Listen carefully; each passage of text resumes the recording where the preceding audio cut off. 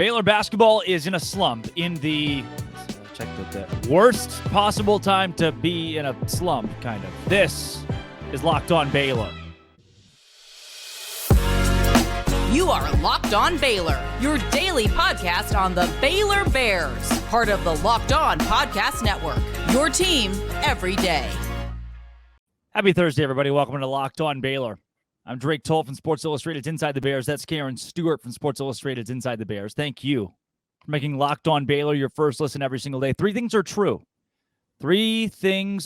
true. You got some sun? Kind of looks like you got some sun. You know, in a good way. You know what? I'll change it. No, let's see which. Well, I'll give you three options here. Option number one. My intramural basketball team lost last night in the Elite Eight. We're not going to the Final Four. Let's see. Let's play this little game. This is two truths and a lie. Two truths and a lie. Okay, now it's two truths and a lie. Okay, gotcha. Yeah, let's play it that way. Okay. The second option, I am mortally sunburned. Like stage 3 sunburn. Call it. Tell my family I love them. It's great for the people listening. Yep. Number 3, Baylor men's basketball is national championship caliber. Now, look. Got 3 really tough options to pick from here for what is the lie. But I'm going to pass it over to you before I put the Twitter poll out and see what you think. This one I got to think through. You know, I'm looking at you now. It looks like you've gotten some sun, but not a debilitating sunburn here, I would say. I think that's going to turn into a nice tan in about 36 hours. Yeah. But then again, I can't see a team with such a, lanky, athletic shooting wing like yourself losing before the Final Four. So also, yes, I would say that is probably a lie. And Baylor men's basketball is national championship potential. So I'm going to say you won last night. Oh, it's tough because I am no longer playing intramural basketball for the rest of my life. I am done. I'm out. I went to Dr. Pepper, and he has told me. Was it really? Yes. I had Dr. Pepper. And he has told me I have 36 hours to live due to my sunburn at stage 3. Yeah. Meaning that nice tan in the casket, though. The only lie, like 48 hours. Nah, it's 72 hours. It's more, depending. The only lie is that Baylor basketball is national championship caliber. Now, certainly subjective. So before I get into what I consider to be national championship caliber, I want to know your thoughts. If I just give you, Cameron Stewart, basketball savant, is Baylor basketball like national championship caliber, what do you say? I would say yes. I already said it on this podcast. I would say yes. You're sticking with yes. I am.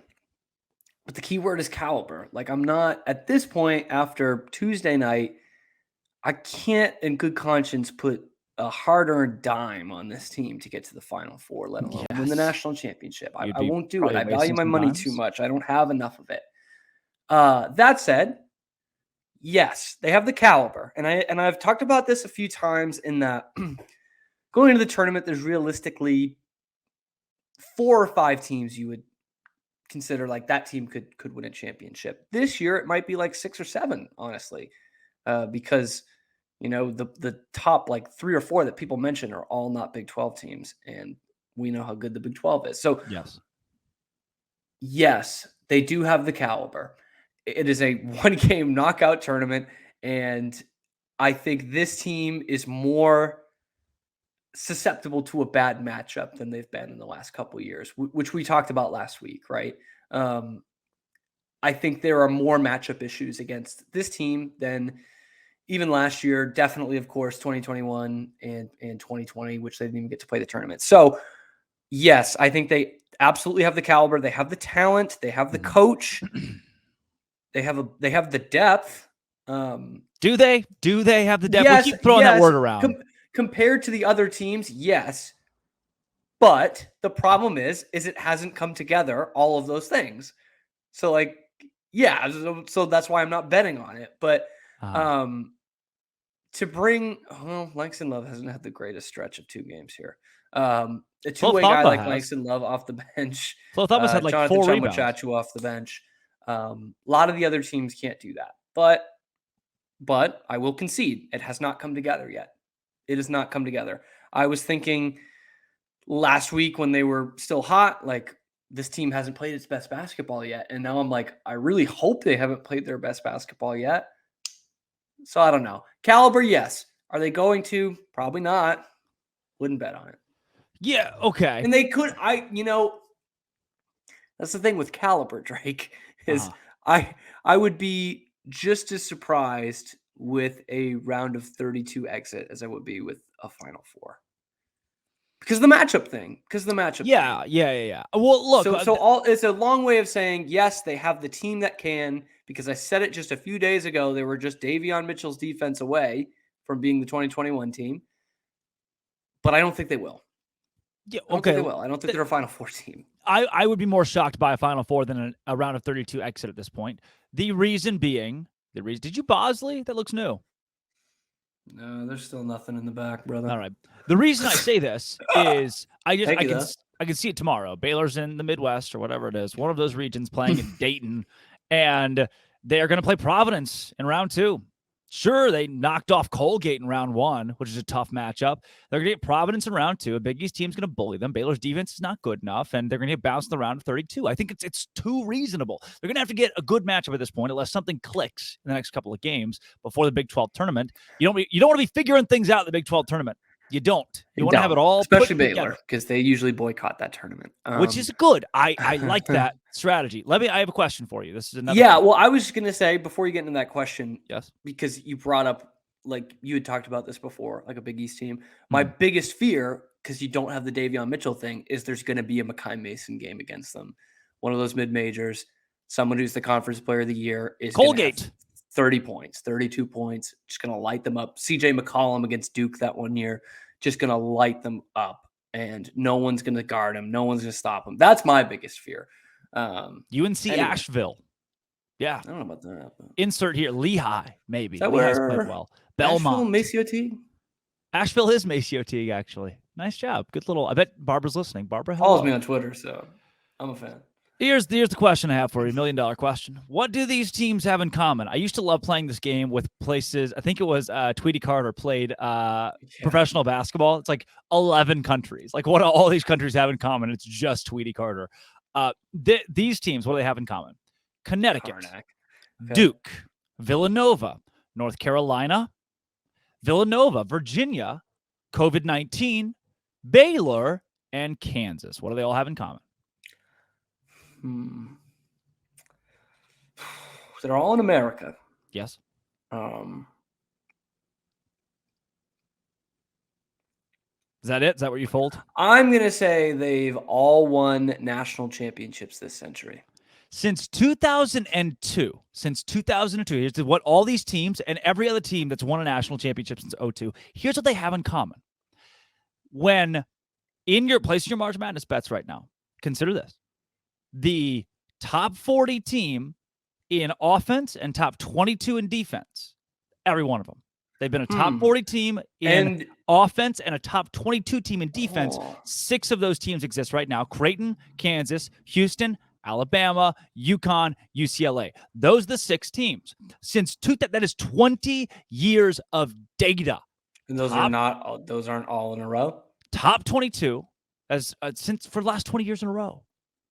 Oh, you're saying 20 in a row. Okay. The last 20 years in a row. There are 6 teams that fit the category of what has happened the last 20 years. As the team that's won it has been top 22 in KenPom in defense and top 40 in offense. Baylor, the Bears, are like 90th in KenPom defense. That is very far away from 22. That's not going to get back to 22. Probably it's not. So when I talk national championship caliber, there are 6 teams that fit that bill. And I go back to one thing that those teams I named have in common. They were all picked to win it. Like, they were all right there in that category of teams. And people are like there were thousands of brackets. They're like, oh yeah, this team's going to win. Who's the last national champion that we were like, shoot? UConn. That team won a championship? Sure. I'll give you 8 years ago. Yeah. You kept Kevin. None of those won 3 years before. By the way, I mean, they're still not crazy. They did beat. Was completely it Kentucky? Different? Yeah. Beat Kentucky, which is wild. Yeah, good for them. Yeah, no one outside of like those 4 or 5. Like I said, you got 4 or 5 teams going into the tournament that you think can win it. And usually, maybe those 4 or maybe 5, one of those win it. Yeah, that's what I mean. That's what I mean. Like outside of those 4 or 5, I would have put all of those teams in the 4 or 5. I mean, most of them were 1 seeds, to be Yeah. honest. So yeah, yeah. Here is who got a could. Well, I mean, point. like here are the numbers. Here are the teams that could win national championships. I just read them, and I'll have to find them and read them again. But it is, if you're going to put money on it right now, it is Houston, Kansas, Creighton, Alabama, UConn, and UCLA. I'm taking the money off Alabama, by the way. Okay. Okay, taking the money off Alabama. Hey, put the gun down. But don't. I don't think. You don't have to come. Don't think that guy's gonna play. He can't. Can we like 130, like 30, like let's go on 1 30-second Karl Malone. I promise it won't be long. 1 30-second Karl Malone deal. The guy provided the gun used in a murder. Are you there? Did you freeze up? All right. All he did was bring a loaded gun to a scene when his friend asked him, and his friend ended up killing someone. I don't think it's. Look, we need the context here, right? And I don't want to go out on a limb on this. Like, I don't want this to sound too libelous, but like, what did Nate Oates know before 2 days ago? Because I'll bet he knows a little bit more than he's letting on, and which would make those comments absolutely asinine. Just insane. So interesting. Look, number 1 freshman in America. All we need is the coach trying to make one of them look like a drug dealer and pay their players. And we got some company. I bet you'll never guess who the leading scorer for Alabama was last night. His name starts with a B, it ends in Randon Miller, and he provided a murder weapon to someone in the last month. Yeah, I narrowed it down there for you. Just insane. Hey, it just means more. It just means more. It just means more. That's crazy. I mean, this team, I mean, we're saying it like they have a legitimate shot to win the national championship. And I mean, it's as crazy as like your best, like let's put it in football terms. A lot of people know football. It would be like if your best defensive player, like your defensive captain, Hall of Fame caliber guy, just killed someone like the week of the Super Bowl in the year 2001. Well, he didn't kill them. Oh, no. Oh, no. Look, I'm just trying to put it in football terms. Oh, be like Jerry Lee Lewis, Karl Malone. Pick your poison here. It's unbelievable to me.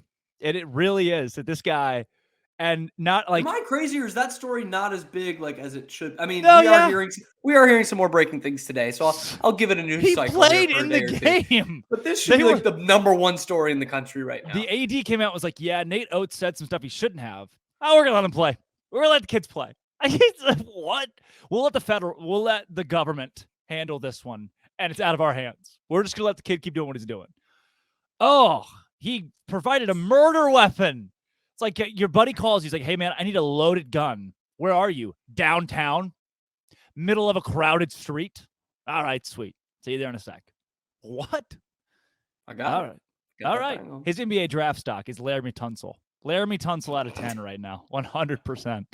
It just means more, man. It does. It just means more. Speaking of, he's going to ask Sebastian Telfair for some advice, or Gilbert Arenas. Anyone who brought the gun in the locker room? Gilbert Arenas? Yeah. I think Telfair brought it on the team plane. Oh boy. So. Just in case. Just in case.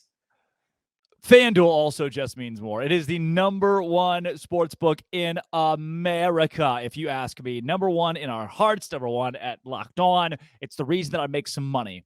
I love FanDuel and putting money on things like hockey and college basketball, and Baylor against Texas on Saturday. I'll have some cash, some dough on. I wish you could bet on Sing. You know, you guys know Sing. Baylor Sing. Yeah, every spring, they all university Sings, I think is what they call it. If they had lines on who was going to win that, there are some tight races this year. Pi-Fi's great. AT Kaio's good. KOT is always KOT. Do the same thing. Phi Chi does the same thing. I don't know. I would love lines. FanDuel's probably got them. And right now I can put $1,000 on Pi-Fi to win it. That's my horse. It's my favorite. Pi-Fi's going to win. Put $1,000 on it. If it doesn't hit, I got $1,000 back in free play. Bonus bets. It's all back. There's spreads in the NBA. There's money lines in college basketball. There's the XFL. All of that. $1,000 back in bonus bets when you go to FanDuel.com/lockedon, FanDuel.com/lockedon, the official betting sponsor of Locked On and the NBA, two entities that are the exact same size and strength. Oh, all right. I didn't preview us into this next category, but Cam, if something, no, thankfully no. If something's going to change, if there's going to be one piece for Baylor men's basketball that's going to change for them to become national championship caliber, because I don't think they are right now. They're not. If I had to list 10 teams that have a reasonable shot at winning a national championship, I don't currently include Baylor in that 10. I hope clip that, John Jacobs, somebody clip it, play it in the locker room. I'll be the guy, I'll be the martyr. But I don't think it's. Thank you for your service. They're going to give me a ring if they win it anyway. Hey, you, the fans, like, oh, I couldn't win it. They're in my top 10. If they do, you get $0 and 0 rings. You don't. I mean, we can be fair and reasonable about this, objective to an extent. If something's got to change, what's got to change? Well, I mean, saying the defense is just too broad. True, I would agree. Scott did say we're going to change it. It's not Baylor defense, whatever. And I'm like, oof, boy. We're at the end of February right now. Yeah. We kind of need to know where we're at here. So I think, honestly, the simple one for simpletons like me, basketball savants, maybe I'm being too simple about it, but I'm like, why did we ditch the zone? Why did we ditch the zone? Okay. Baylor went to the zone. I want to say the second half against West Virginia, definitely against Oklahoma State when they blew out Oklahoma State. And rode that for like 5 straight games. They played it against Kansas, played really well with it.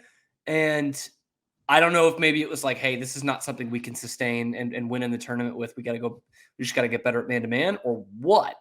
But they stopped, and both ends of the court, they haven't been the same. And I just think I thought even Flo was playing better defense when they were in the zone. This is before Chama Chachua came back. And you force teams to beat you with the 3. It could happen, but you're likely a better 3-point shooting team. So I would say, honestly, just try in the zone again. I know they weren't playing the best teams on their schedule when they were doing it, but I mean, they held Oklahoma State under 60 points. They made them shoot 7 of 33 from 3 or whatever the hell it was. I think that is going to be more effective, making them chuck it from the cheap seats, as Shooter Flatch would say, than what we saw Tuesday night was just layup after layup, man. Well, that's been a problem all year. They've played man-to-man. That's been the problem. Let's hone it a little bit into the paint. Let's hone it a little bit here. There was obviously an emphasis on stop Kansas State behind the arc. I mean, the Wildcats had an all-time terrible game, 19% from deep. But then it's like, okay, we're not going to let you make a single 3, but anything else? Gentleman's game. All you. Right. All you. There was a point in time, Brandon McKinnon brought this up the other day. He called me. There's a point in time where Kansas State was shooting like 65% from 2 in the second half, namely. But just because, like, look, hey, you want to open lane? Sure. You want us to guard you down low? We could. Probably shouldn't. If I've got to change something, you think, like, what happened to Flo? He was good. Do you think it was the zone? Do you think that's what it was? They changed out of a zone, and that's why Flo struggled so much? Well, I've said this before. I don't think he had the safety blanket he's had in the past. So I don't know that anything changed more than we just saw Flo having to take on more responsibility and maybe a little bit more than he could defensively. But yes, it gets more exposed when they play a man-to-man. Yeah. You think Mike Leach would lock Flo Thamba in a dark closet?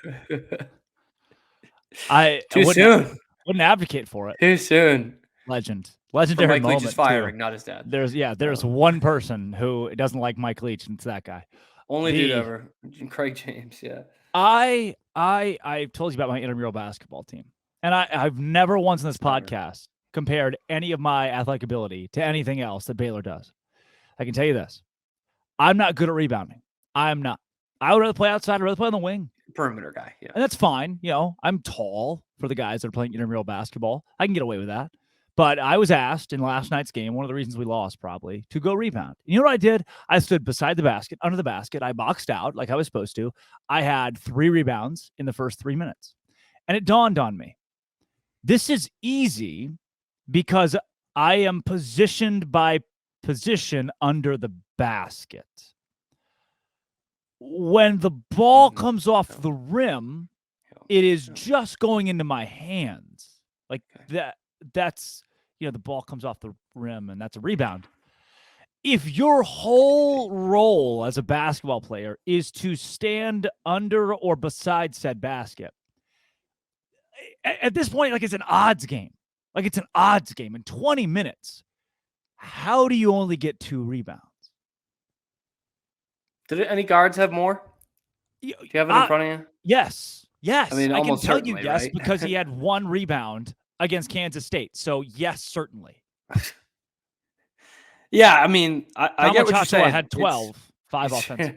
It's not. Jalen Bridges had 7. Keontae George had 3. LJ Cryer had 3. Adam Flagler had 3. Flo Thamba, the starting center of the Baylor men's basketball team, had the fewest rebounds of any person who started the game for the Baylor men's basketball team. The fewest. I got nothing for you now. He had the fewest of any starter on both teams. And he is the center. He is the one closest to where they shoot the ball to. There was 1 or 2 games where I was like, well, I watched a lot of Flo, and I didn't think he played that poorly. The numbers weren't great. At some point, you got to grab some rebounds, man. I mean, at some point.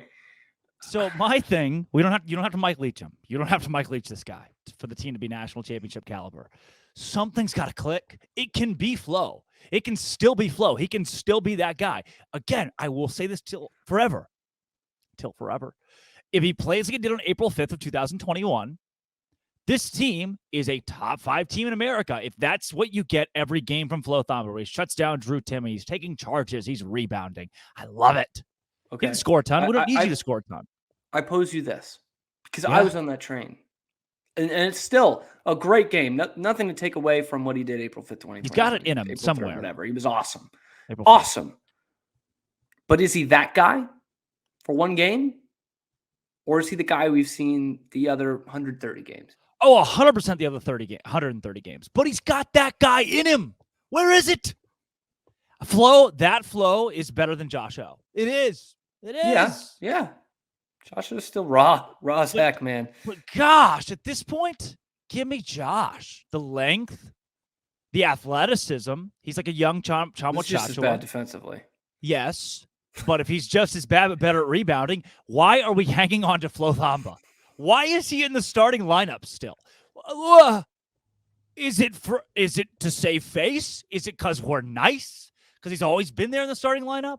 Do you think that's what it is? That's probably it. Yeah. No, I think that's probably it. You're not being sarcastic, are you? No. When have I ever been? Actually, is he the starting? Is he the starting center because he's the best center on the team? I would say probably yes, but that doesn't mean that he's playing well. Yeah, I think Scott starts him because he's a Hall of Fame coach and he thinks he's the best on the team, but that doesn't mean that he's been playing well. He's still been playing poorly. I don't think it's right. They haven't gotten anything from the center position from Josh O. Caleb Blunder doesn't play center, but you're getting nothing out of him. You're getting very little defensively out of Chama Chachua. Again, understandable. Yes. Understandable. Free pass, whatever. It really is like a mulligan for this year for him. Anything you get from him is gravy. So yeah, they're just not getting a lot of production out of center overall. True. So yeah, he might be the best center on the team, but he's not playing well. Nope. Not playing well. So and I agree, you need something out of that position. You just have to. If something's going to click, if something's going to change, if they're going to be national championship caliber, which right now I don't believe they are, it needs to start, to me, inside. They can shoot. This team's good on offense. Yeah, and we've seen a team built like this win a national championship. Again, it's not the same caliber. Who? Which team? They're built the same offensively. Baylor Bears, 2021. Okay. Built the same offensively, right? We've seen an offensive team like this win a national championship. Yes. We've never in the last 20 years, we have not seen a defensive team like this win a national championship. Right. I'm saying they're built the same offensively and how they play as 2021, but without that quality. I mean, you got something out of your center that year. It was mostly defensively, and you had a monster defensively and on the rebounds playing right next to him.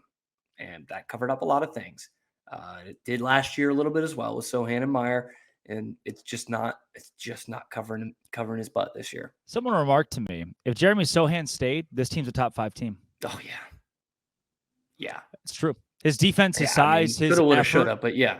That, and he, like, I remember I talked to Ashley Hodge preseason. Obviously, preseason, nobody knew who this kid was. He didn't start for Baylor. It was a lottery pick. Didn't start a single game. Yeah. Yeah. It's like 122nd best recruit in America. He'll get some minutes. We're all about Kendall Brown. He'll get some minutes. By the end of the year, they benched Kendall Brown in an overtime game. He got like 28 minutes in an overtime game. And Jeremy Sohan was the lottery pick. While Kendall, what is Kendall Brown up to right now? What is he doing?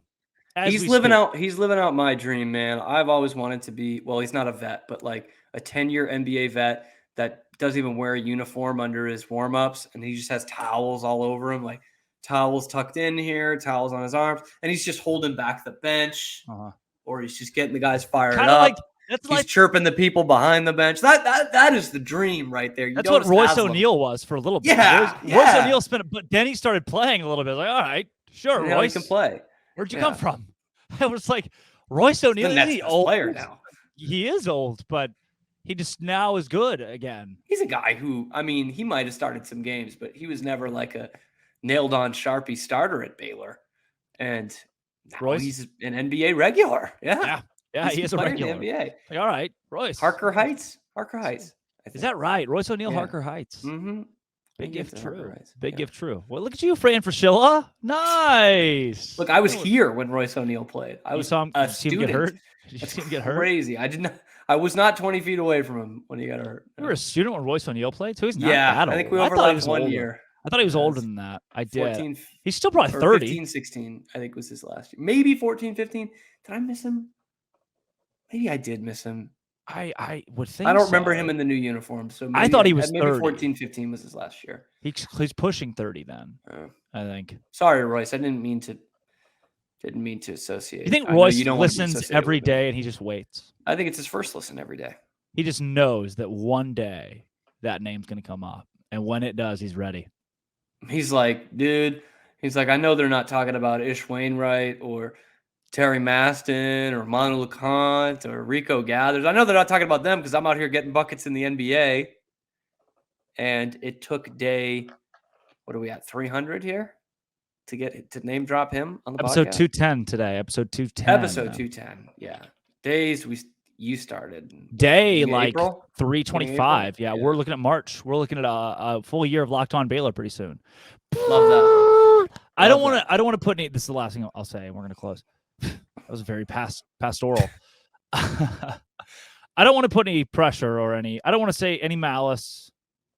I'm not. The words are escaping me. I don't want to be mean. That's what I'm trying to say in a fancier way. The February numbers for Locked On Baylor in the first 10 days of the show in February, we had, I think it was 6,000 listeners, which is great. We're doing really well this month across podcast platform. And then I looked, and my boss sent me a message like, here are the numbers from this February and last February. First 10 days of last February, Locked On Baylor had 56 listens. Oof. So, I honestly, I don't mean to be mean either. I didn't know it existed. Right. I don't think a lot of people did, which is almost like tougher to do. It's like it's not easy to build something from the ground up, like from scratch. But then you take something, you have to completely rebrand it as something else. Congrats to you, man. Congrats to you. Give yourself a round of applause. I can't. I'm holding the microphone. 6,000 though. Drake is patting himself on the back here. You guys can't see it if you're listening, but thanks, man. You guys. It's gonna be a good little bonus, hopefully. He's kissing himself on both cheeks. Right. Nice. Yeah, you can see it. I'm I've left big red hickeys all over my face. Stage 3. I have been offered the job to host Locked On Texas A&M. I think most people probably breaking news if they've stopped listening to the episode. I haven't been offered the job. I shouldn't say that. Breaking news. The job is open, I have it cut, and we're in discussions. We're in discussions. So Scott Bancali, if you're listening, he's going to hear that. I know. Others may have stopped listening to this point, but what if that happens? What if I have to change? What if I have to, start from scratch? It's a weird hour of your day. Actually. Can't host both. Doing 2 half hours. Yeah, you could. Can you? You don't sleep, so yeah, I think you got time. True. I could host Locked On Drake TCU. really does not sleep. You're a big fan. I can't ever tweet anything mean about TCU, or the one of the 8 pictures pops up Yeah, in one of those accounts. Can't do it, man. Deservedly so, too. It's like I got in. It wasn't a tiff or anything, but TCU fans are calling out. I've seen a couple of them. Baylor for the Foster Pavilion being 7,800, 7,700, whatever it is. Whatever. Which, first off, I just think that's so stupid from both sides, because there are Baylor fans who still hate that we're reducing capacity. Good people on both sides, by the way. Can't sell at the Farrell Center ever. Bad people on both sides. But I'm just like, are we really getting in a pissing contest about how big a stadium is? Like, does anyone actually care about that? And they're like saying how stupid and rinky-dink it is, and it literally is going to seat more than Skullmeyer. Yeah, the arena sucks. I don't know, somewhere this 8,500 number is coming about. Everything I've seen online, including TCU's website, which is the first one I went to, says 6,800. So And they can't fill it. Who cares? Who cares? Consistently rated. Your guys are wrong. Easiest place to play in the Big 12. Speaking of easy, it's easy to make this your first listen every single day. I'm Drake Toll. That's Cameron Stewart. This has been Locked On. Come back tomorrow. We're going to talk about more sports. Baylor plays Texas on Saturday. Please go to the game. Baylor.